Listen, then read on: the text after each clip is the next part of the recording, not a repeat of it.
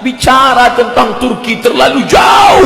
Kita yang berada di Asia Tenggara, apa hubungan kita dengan Turki? Tapi mereka yang membaca sejarah dengan baik, Sultan Hamengkubuwono, Sultan Yogyakarta menunjukkan prasasti bahwa Turki pernah menitipkan kekuasaan kepada Sultan Hamengkubuwono. Buktinya masih dipegang sampai sekarang. Apa maknanya? Bahkan di antara Wali Songo itu pun, di antara mereka adalah utusan dari Kesultanan Turki. Bukankah Turki itu bermazhab Hanafi? Bukankah orang-orang Turki itu bermazhab Hanafi? Tapi kenapa Sultan yang bermazhab Hanafi mengirim ulama-ulama Wali Songo bermazhab Syafi'i? Dia mengerti dakwah. Kami memang bermazhab Hanafi, tapi kami tahu saudara kami yang jauh di sana mereka bermazhab Syafi'i. Maka mereka kirim para ulama dan da'i yang bermazhab Syafi'i demi keutuhan, demi keselamatan. Mereka lah dulu yang menerangi bumi Nusantara ini, yang sebelumnya nenek moyang kita menyembah batu, menyembah lembu, menyembah setan. Tapi begitu da'i Islam dari Turki itu datang, semuanya bersyahadat, asyhadu an la ilaha illallah wa asyhadu anna Muhammadan Rasulullah. Maka kejatuhan Turki juga ikut menjadi keruntuhan kita. Maka kejatuhan Turki juga ikut menjadi keruntuhan kita. Apakah malam tak berakhir? Tak tampakkah cahaya? Ternyata di tengah gelapnya sekularisme, di tengah gelapnya westernisasi kebarat-baratan, dalam kekuasaan Islam kalah, dalam politik Islam jatuh, dalam ekonomi berkeping. Tapi ada satu titik terang, ada satu yang tidak dihapuskan oleh Mustafa Kemal Atatürk. Apa dia? Madrasah Imam wa Khatib. 1924 masjid tidak lagi ramai, khamar dihalalkan, perjudian, prostitusi, pakaian pendek, semuanya merajalela.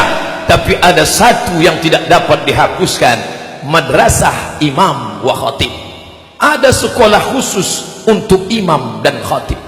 Pelan tapi pasti.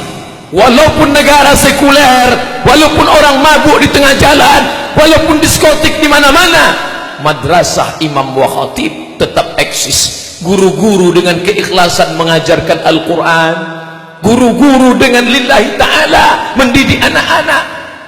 Subhanallah, Masya Allah, dari Madrasah Imam dan Khatib itu hampir seabad lamanya mereka ingin memadamkan cahaya Allah. Yuriduna ayutfi'u nurallah. Mereka ingin memadamkan cahaya Allah. Wallahu mutimmu nurihi. Tapi Allah menyempurnakan cahayanya. Masya Allah. Ada satu yang tak padam, Madrasah Imam wa Khatib. Dari sekolah imam dan khatib ini lahirlah seorang pemimpin yang hari ini disegani dunia. Lahirlah seorang pemimpin yang hari ini disegani dunia. Yang hari ini disegani dunia, yang berani duduk meletakkan tapak kakinya di wajah Simon Peres laknatullah alaih. Dia berani menunjuk wajah Simon Peres. Inilah orang yang berani membunuh anak-anak Palestina. Ya qatilul abriya, wahai engkau yang berani membunuh anak-anak Palestina. Laki-laki itu bernama Erdogan, seorang alumni dari Madrasah Imam dan Khatib. Kita boleh kalah dalam bidang ekonomi, kita boleh kalah dalam bidang politik, tapi ada satu yang tak pernah mati, pendidikan Islam. Mari kita tanamkan agama Islam di dalam diri anak-anak kita. Banyak orang yang tidak sabar dengan keadaan ini, lalu mereka menempuh jalur kekerasan, radikalisme, bunuh, bakar, hancurkan. Ini bukan ajaran Islam. Islam datang dengan kelembutan. Ud'u ila sabili rabbik, ajak mereka ke jalan Tuhanmu bil hikmah, dengan kata-kata yang santun dan lembut, wal mau'izatil hasanah, dengan curi taudadan, contoh yang baik, keteladanan, keagungan, kemuliaan. Andai dia ingin berdebat, debatlah dia.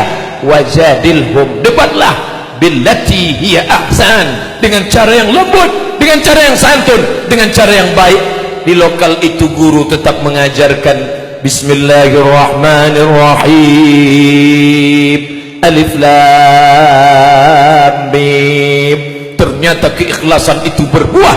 Hari ini Eropa, Amerika gentar ketika disebut nama Erdogan. Kenapa? Karena di dalam diri itu ada kekuatan. Allah berjanji, wa may yartadda minkum an dinih, siapa di antara kamu yang murtad, kalian tinggalkan agama ini, fasawfa ya'tillah, Allah akan ganti. Andai murtad semua orang ini, apakah Allah rugi? Wa may yanqalib ala aqibaihi, siapa yang meninggalkan agama ini, falan yadurrallaha syai'a, Allah tidak rugi walau sedikit pun. Allah tidak akan merasa rugi walau sedikit pun. Ketika semua orang Turki meninggalkan Islam, ketika mereka merubah masjid menjadi museum, ketika mereka melarang perkumpulan, apakah rugi Allah? Wa may yartadda minkum an dinihi, siapa yang murtad meninggalkan agama ini, fasawfa ya'tillah, Allah akan ganti. Dengan apa Allah mengganti? Biqaumin, dengan sekelompok orang, yuhibbuhum wa yuhibbunah, Allah cinta kepada mereka dan mereka pun cinta kepada Allah. Yujahiduna fi sabilillah, mereka berjihad di jalan Allah dan mereka tidak takut sedikit pun, karena yang mereka perjuangkan adalah bumi Allah, yang mereka tolong adalah hamba-hamba Allah, dan mereka mengharapkan balasan hanya dari Allah Subhanahu wa ta'ala. Setiap pagi, petang, siang dan malam kita katakan, innaka la tukhliful mi'ad, engkau tidak ingkar janji. Itu terlalu jauh Bapak Khotib, itu terlalu jauh Pak Ustaz, itu tidak terjadi di tempat kita. Bisa saja terjadi. Jangan bangga dengan masjid yang besar, jangan bangga dengan masjid yang megah. Kurang megah apalagi masjid Hagia Sophia yang mereka robah menjadi museum. Kurang hebat apalagi masjid Al-Hamra, masjid Cordoba di Spanyol. Tapi hari ini orang tidak lagi boleh sholat di sana. Di tempat mihrabnya terpancang palang salib terbesar di Spanyol. Itu terjadi di mana saja. Kalau tidak kita wariskan agama Islam ini untuk anak cucu kita di masa akan datang, apa yang terjadi di Turki bisa juga terjadi. Embrio-embrionya, bibit-bibitnya sudah nampak hari ini. Negeri Islam lebih 80% Muslim, raksasa. Tapi raksasa itu pengecut. Orang tidak lagi takut pada raksasa itu. Dengan menantang, mereka berani mencalonkan diri sebagai kepala daerah di negeri markas Islam, di negeri pusat Islam, di negeri simbol Islam. Apa artinya? Tidak lagi ada ketakutan kepada umat Islam. Umat Islam bisa dibeli dengan materi. Asabakumul wahnu, kalian terkena penyakit wahan, kalian kena penyakit wahan. Sahabat bertanya, wa mal wahnu ya Rasulullah, apa wahan itu wahai Rasulullah? Rasul menjawab, hubbud dunya, hubbud dunya, kalian terlalu cinta pada dunia. Wa karahiyatul maut, kalian takut mati, kalian takut meninggalkan dunia.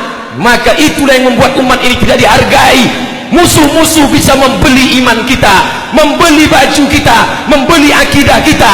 Islam KTP-nya, Islam bapak ibunya, tapi imannya sudah dibeli orang lain. Suaranya dibeli dengan harga 500.000, dengan 50.000 serangan fajar.